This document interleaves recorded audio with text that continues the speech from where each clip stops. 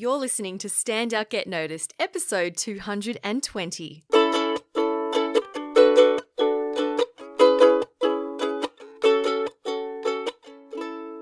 Hi there, Rockstar, and welcome to Stand Out Get Noticed. I'm Christina Canters, your host, here with you for another episode to help you achieve more confidence, influence, and impact in the workplace through powerful communication. Now, if you want to deepen your learning after listening to this podcast, I invite you to join my free Small Talk Made Simple class. This is a 10-day email course designed to help you develop more confidence when talking about yourself and communicating your value. You can sign up at freeconfidencecourse.com. Now, on this podcast, if you've been a regular listener, you'll know that we talk a lot about verbal communication. So how do you get your message across and influence and persuade people when you speak? Now, this week, we're addressing something a little bit different. We're talking about your written communication.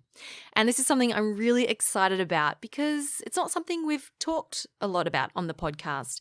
Yet it is still very important. You know, written communication forms a big part of our general day-to-day communication.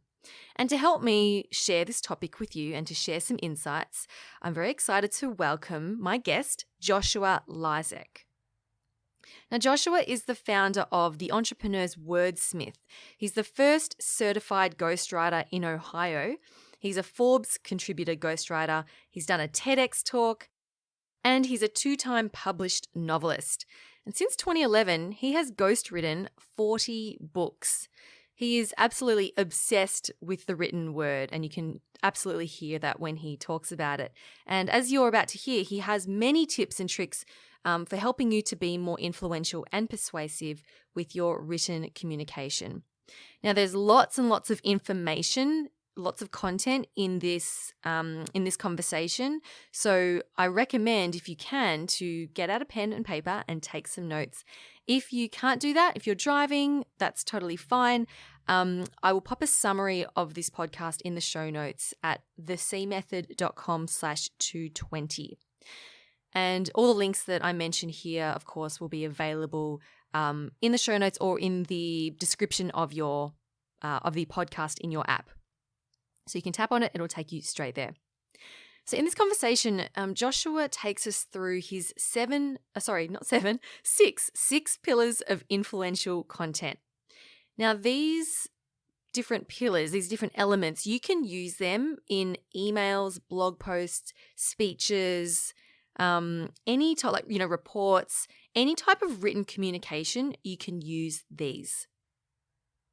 So lots of good stuff in this episode, and I am going to take on board, as much as I can of what he shared, and I'll be applying that into my written communication. So if you jump on the Small Talk Made Simple class, you'll receive occasional emails from me, and I'm going to be implementing what I've learned from Joshua into those emails. So jump on that to see how I'm implementing it, and maybe you'll learn something from that as well for your own written communication.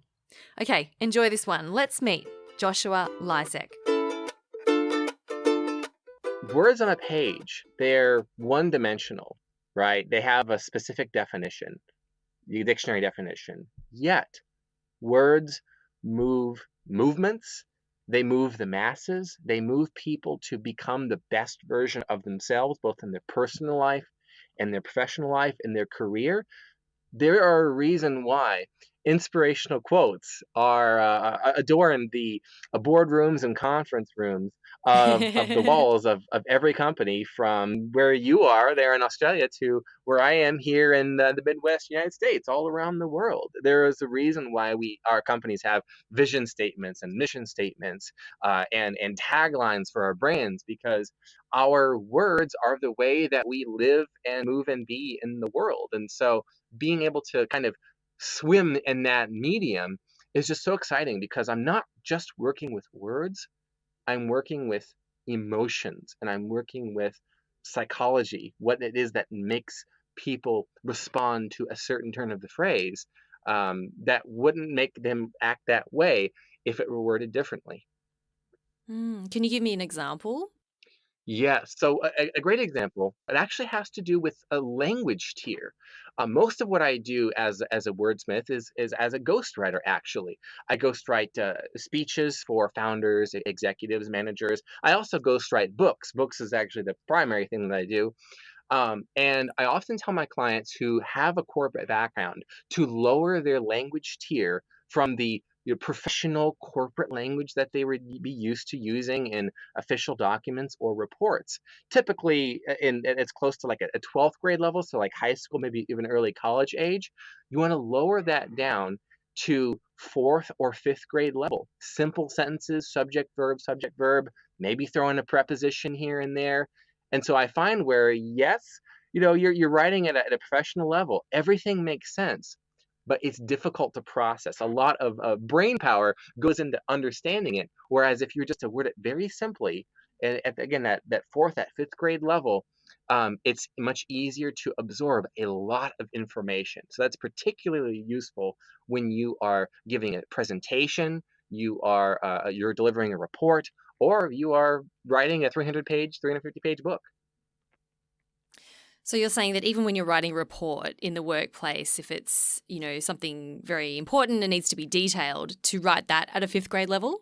Yes, yes. Simple is more persuasive because what you're doing is instead of engaging the intellect, you're going straight to the emotions with the simple words, and you're able to paint a visual image rather than describe abstract concepts and theories. Mm. And it's really interesting when people write speeches or presentations, they tend to write in that very intellectual, corporate language. And then when they go to speak it, it just sounds so unnatural and weird because they've written it in the way that they wouldn't normally speak. That's right. That's right. I do see that a lot. And if it was even to borrow a lesson from politics, you'll find that the people who win elections are those who speak at a lower grade level. Just as a perfect example of this here in the United States, in our most recent presidential election, the candidate who lost spoke at an 11th grade level. The candidate who won spoke at a fourth grade level. So why is it that we feel we have to speak at a higher level with more complicated words? Otherwise, people will think I don't know what I'm talking about. I have to use the big words, Mm. the big definitions. I remember when I was in elementary school, must have been 8 or 9 years old. The instructor said, "The bigger words that you use, the more people will think you must know what you're talking about." And I learned that at an early age, and so as I was, kind of becoming a wordsmith, I tended to use bigger words. But I found that yes, people were like, they must know what he must know what he's talking about. That didn't actually produce results. It didn't motivate people to take action. People would just nod their heads and say, this kid knows what he's writing about. Oh, look, he used a word with 5 syllables there. But there wasn't an effective call to action. There wasn't inspiration being delivered. Mm. And they're going, he must know what he's talking about, but I certainly don't know what he's talking about. Oh, precisely. Okay, so Christina, I feel like I should have just said that because that was such a clever a clever point you just brought up there. But yes, that's exactly it. That person must be an expert. They know what they're talking about. I have no idea. So yeah, I'm impressed by their cover letter. I'm impressed by their presentation, but I'm not hiring and I'm not buying because I don't have a clue what they're talking about and how it's going to affect me. Yeah. And I think it's so important for people to think about, like, when you're writing something or you're preparing a speech or email, whatever it is, think about, like, is your goal to impress people and to demonstrate how smart you are? I think taking it back to that end goal and going, actually, my ideal outcome here is for them to, like you said, Joshua, for them to take action, for them to be inspired, for them to do something. It's rarely, oh, because my goal is to look as smart as possible. That's a great point. I think to kind of summarize it there quickly, the point of using the abstract language, the professional language tier, so, sophisticated vocabulary, the point is to impress. But if you want to influence, whether that again is to earn a promotion or to close a sale, simpler language is going to be most effective. And also on that point, People who can describe a difficult, complex topic in the simplest terms possible can actually be the most persuasive communicator on that topic. That's why we see the quote unquote experts of any industry tend to be people who write general trade nonfiction, self-help books or business books that are written at kind of an everyday language level where anybody can access their difficult ideas. Because people have all these authors, these experts have simplified it into the most important points, the key takeaways, and communicated those in the simplest language possible that even a Luddite could understand, at that very simple Yeah, level. absolutely. So, Joshua, tell me more about the success story fallacy. Because we were talking about this before we started recording, and it sounded really fascinating to me. So, tell me, who does it relate to and what's it all about? Yes, the success story fallacy. I love this topic because I believe if I'm not if I'm not out of line here, the people who listen to your podcast, Christina, these folks are people who are interested in public speaking. Either they've been asked to by their employer, or that's something that they want to step up to do. There's some sort of thought leadership expectation for them. Maybe you're writing for the company blog. Maybe you are actually going to represent your company at a trade show. You've been asked to join a panel. And if you have been called out by, let's say, a manager and say, hey, I feel like you've got what it takes to speak on behalf of the company or of the industry, or even just share your story, what's going to be most natural is to talk about your journey, either at the company, rising up, climbing up the ladder, your experience in the industry. And yes, lived experience is very important to share. But what I found, and this is especially with people who are delivering a speech, presentation, or writing a book, is in one way or another, they're showing a success story. Maybe that success story was success on the job. They performed far and above what was expected of them. Maybe their success story is achieving a very difficult goal. Maybe their success story that they have kind of a rags to riches story where they started in a place where you wouldn't expect them to rise up to the very top of a company. Whatever that success story is, it's the most natural thing to share. And it is inspiring to hear someone share get that 10 million views TED Talk and, hear someone's story. But the problem with sharing a success story is that success stories don't scale, which means people who are showing up to either hear you share your story or they're reading your story.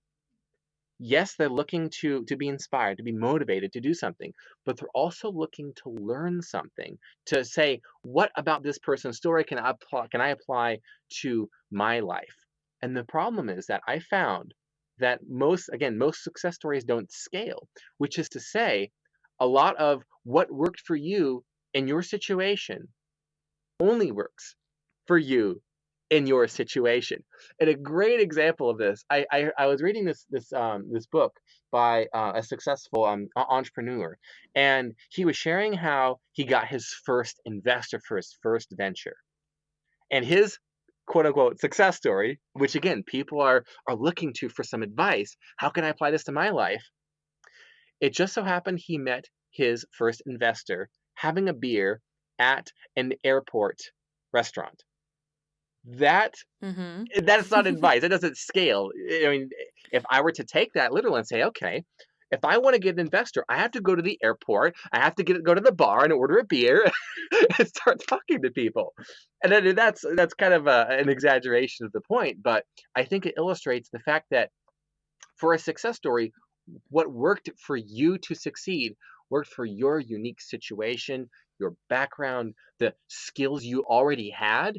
And I found that what we also do when we share a success story, we overestimate the importance of the specific steps we took, and we underestimate the involvement of luck or chance or even little things that aren't very sexy. So, for example, one of the secrets that I share with my own clients and people that I train up to become the next generation of ghostwriters is that I get up and work starts every day at 6 a.m. Now, that's not very sexy. A lot of people are like, well, I don't want to get up and work at 6 a.m. 6 days a week. That's no fun. Work 12 hours a day. I even shared that on Twitter recently, that was one of my best tips of advice for young professionals. And I was ratioed. The haters quite came out against me. So that's something that I thought, wow, I probably don't want to share that again because it's not very sexy advice and people don't like that. Getting up at 6 a.m., working 12 hours a day, 6 days a week. So that's one of the things that has been truly influential for me, but it's not very inspiring or motivational yet. So if I were to exclude it from a Mm. success story and say, here are the 4 things that you should do to become a successful writer, and leave that one out, I would be painting a false picture of what it takes to be True. successful. And yet if I do include that, nobody wants to hear it. So I'm kind of stuck where I want to help people, but at the same time, I want to give people what they want. So I'm stuck in this success story fallacy where my lived experience doesn't scale. Okay. Sure. So what can we do about that? The solution to the success story fallacy is what a model that I've used, whether it's books or speeches or newsletters.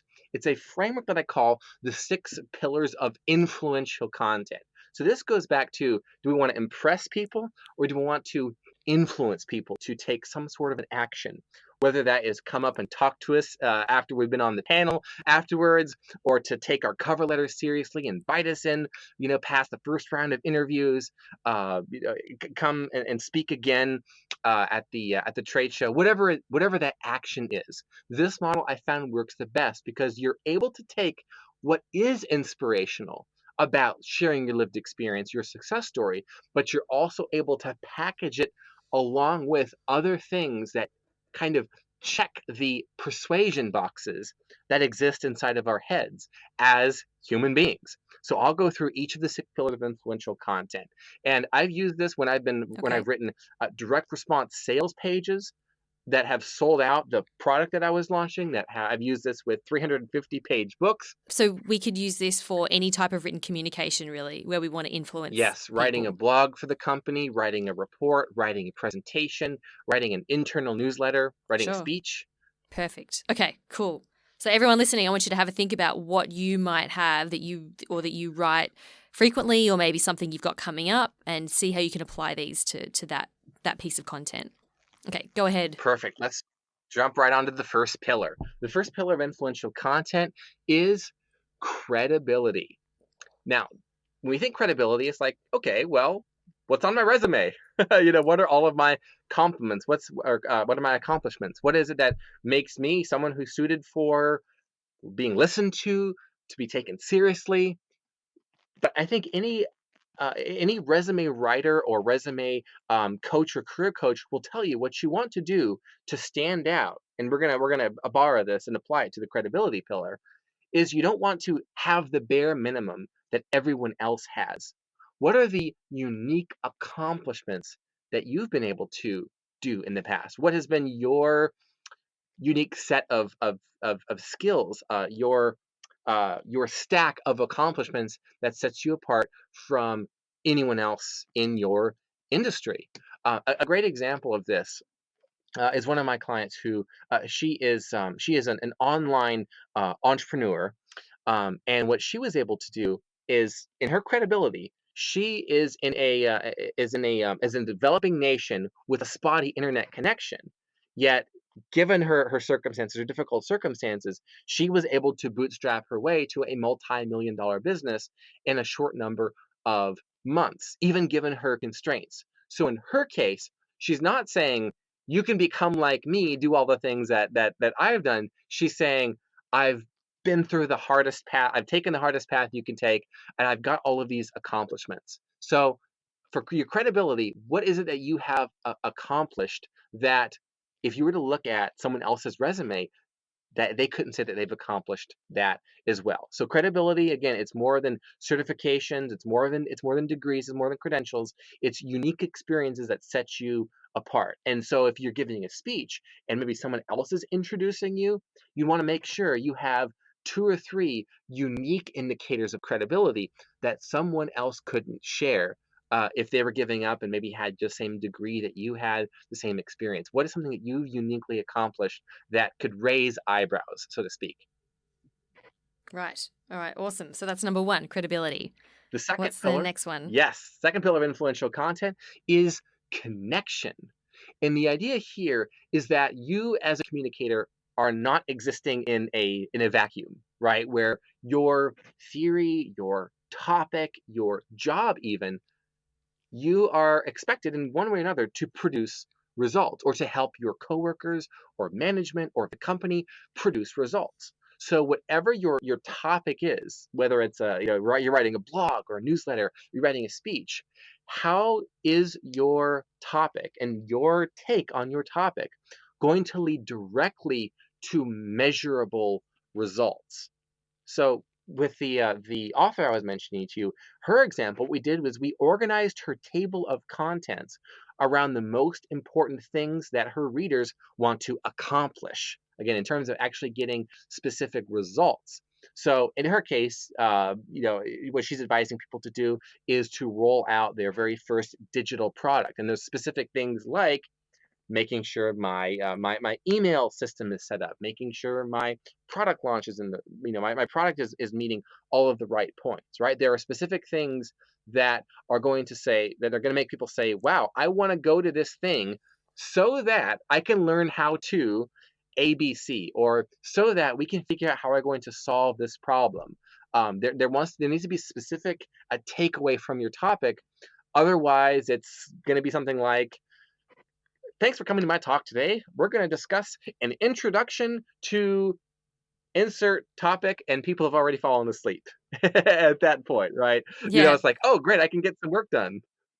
So you got to share the result at the very start. Yes, as in asking the question, why are you here? And that would be not asking yourself, why are you here, the speaker or you, the writer? Why is your Hmm. audience there? Why are they reading your email, reading your blog post, listening to you as a speaker? What is it that they want? So you want to make sure you are connecting the content you're producing to what it is your listeners, your audience, your readers want. Love it. All right. What's the third one? The third one is compelling. And this actually, I think we did actually briefly cover this already, is the most emotionally compelling message is the simplest, most understandable version of that message. So that's why I always advise my clients to speak, to write, to communicate at that fourth or that fifth grade level where it's very simple. And even if, let's say, you're taking notes, or maybe you're distracted at the coffee table, or you're having your tea or whatever, maybe you roll in 5 minutes late, you can still process what the speaker is saying. Or if you're reading an email and you're distracted and you're just glancing at it, you can take away some of the most important points, and you don't have to sit there and focus and copy and paste to find out what a word means. Go over to Yeah. Merriam-Webster. What does this word mean here? I'm not sure what this theory is, but again, the most Joshua, sure. I have a question. So when someone say if they've composed an email or a blog post, how do they know if the language is understandable? Is there ways we can check that? Oh yeah, there's a couple of great ways. I think anyone either who uses Microsoft Office or has an internet connection. So Microsoft Office has a built-in system called the Flesch Kincaid grade, and that's what you would want to use, and look at what is your Flesch Kincaid score. And it's very simple. All you would do basically is go up to the spelling and grammar checker and have it run the report. And what you'll do is at the end you'll get that Flesch Kincaid grade, that score, and it maybe it'll be 12.7. I've had some come back that are like 15, and it's like, nope, we need to simplify this by about 2/3 here, cut out So most what's of the the score you're looking for? big words. You're looking for, again, somewhere between 4 and 6, having that simple, even fifth grade level. Another way is, if you don't have Microsoft Word, is to use a tool called Hemingway Editor. Just hop onto Google, search Hemingway Editor. I actually believe it's hemingwayeditor.com. You copy Mm-hmm. and paste any text, and instantly the software will tell you what your score is, or your grade, rather. Is it 7? Is it 10? Is it 12? Is it Wow. 5? That's fantastic. I've never heard of that. That's great. I'm going to try it out. Yeah, real simple and easy checker to make sure you've got the compelling pillar undergirding your message.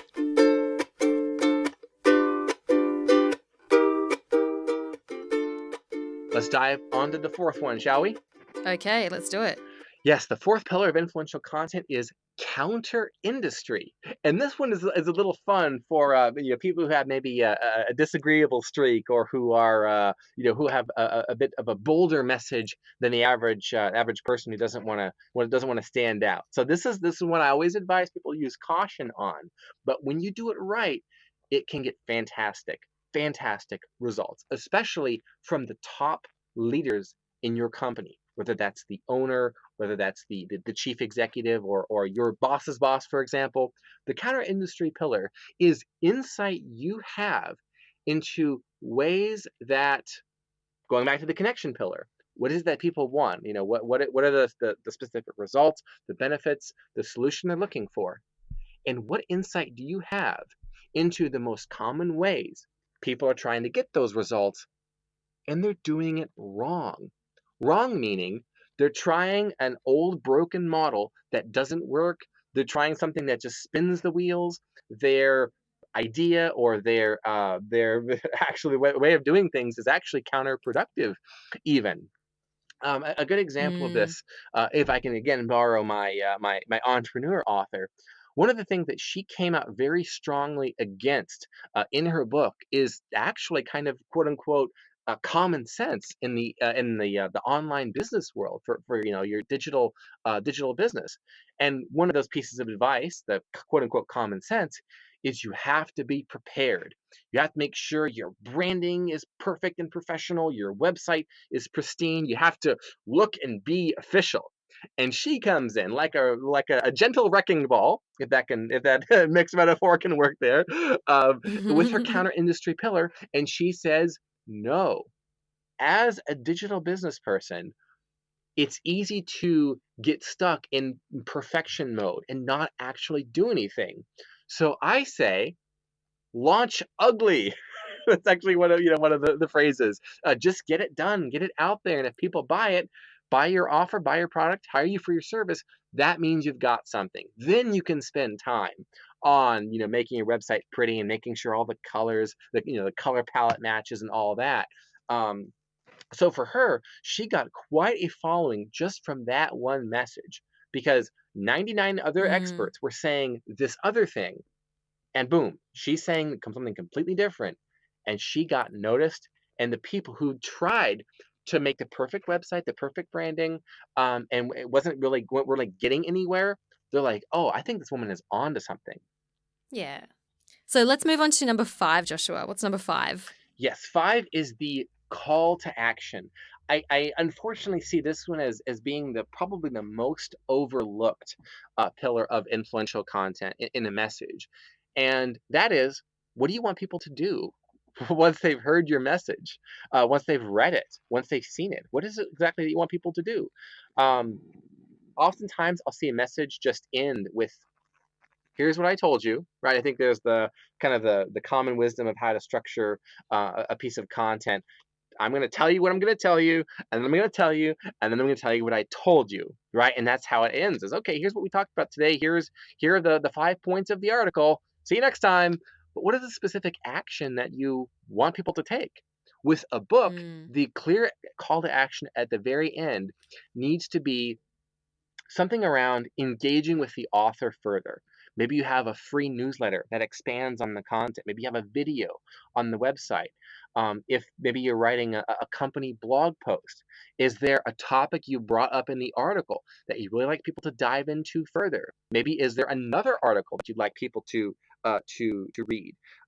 In the cover, let's say you're writing a cover letter. What specific action would you like for the interviewer to take, rather than or the hiring manager, the human resources person, rather than just say, here's my resume, check it out, that sort of a message. But what is the specific and direct thing that you would like people to do, is close out your piece of content with that call to action. Oh, and even with emails, right? Like, it's so important to write an email. And something that I find really frustrating is when someone forwards me an email and just says thoughts, without like a clear explanation of what exactly would you like me to do. Don't just forward me an email. Tell me, this is my call to action for you. And I think a lot of people just write emails and just leave it with a really vague ending and they don't make it really specific. So that's something you can take on board for your day-to-day communication.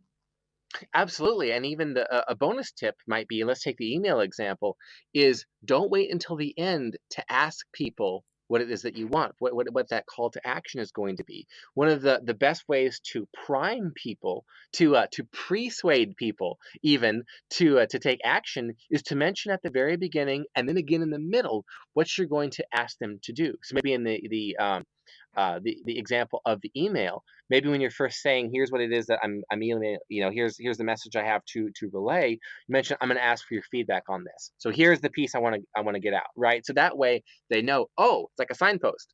Something is coming up that I need to pay attention to because I'm going to ask for my feedback. That way they don't just skim it, see the body of it, and think, oh, I'll respond to this later. And then they miss that part where you ask the question. But get people ready. And this way, and that's why when I'm working on a book, one of the very first pages is actually what that next step is going to be. And we're say something like, when you finish this book, go to, check out this website for a free resource that helps you put in place and take action on what you've learned as soon as you're done with the book. So they know, okay, they're ready to take that next step before they've even gotten to the content. And that principle works with the great example of the day-to-day communication, the email as well. Yeah, for sure. Awesome. Okay, and we're on to the last one, number 6, the 6th pillar. Yes, the 6th pillar. This is circulation. And if I were to borrow a language, actually, or borrow the language of marketing and sales, think of this as word of mouth. What is it that, ideally, your reader, your audience, what do they tell other people about what they took away? What, from your perspective, would be just awesome if people shared with others? And I think we have a great example of this going back to the very beginning. The boardrooms, those inspirational, motivational quotes, those short, simple phrases that originally appeared in a blog post or in a company newsletter or on the tagline of a website or even in an email shared between coworkers, that was so exciting. It had circulation potential and has worked its way inside the company and even to outside the company and even outside the industry. And this is one that it can look a little bit different for every piece of content. It's not going to be as relevant to, let's say, an email where you're just going back and forth, maybe editing a presentation, making sure it's ready for the big day.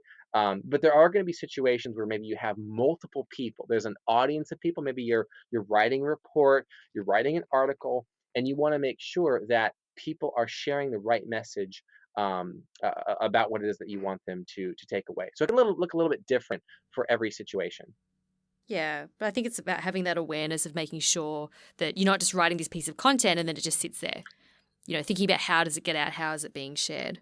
Right. Awesome. Well, Joshua, this has been so great speaking with you. Thank you for sharing all your wonderful advice and tips.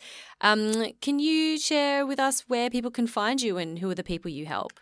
Sure thing. I work with thought leaders inside of the corporate world. So this is everyone from the business professional who's aspiring to, say, management, or even the executive who wants to start sharing their thoughts with the company, setting a company vision that everyone can get on board with, but maybe they don't have the time to write those blog posts or even write that industry standard setting book. The best place to find me to talk more about whether it's a speech you've got coming up or you've got a book or an article that you want to write even would be my website, entrepreneurswordsmith.com. You can also find me on LinkedIn, Joshua Lysek. Awesome. Well, thanks again, Joshua. Thank you. I was glad to be here today, Christina. A big thanks to Joshua Lysek for being such a generous and passionate guest on the show this week. You can learn more about what he does at entrepreneurwordsmith.com or visit the show notes at thecmethod.com/220. That's the numbers 220. Now, before I leave you, remember to join the Small Talk Made Simple class at freeconfidencecourse.com if you are keen to develop more confidence and skill at explaining what you do, talking about yourself, sharing your value in order to get more recognition in the workplace, because it's super important. It's a skill that we all need, yet many of us struggle with it. So that's what the program is designed for. It's completely free. Go to freeconfidencecourse.com. And that brings us to the end of this week's podcast. Thank you so much for spending some time with me today. I'm Christina Canters, and this has been Stand Out, Get Noticed.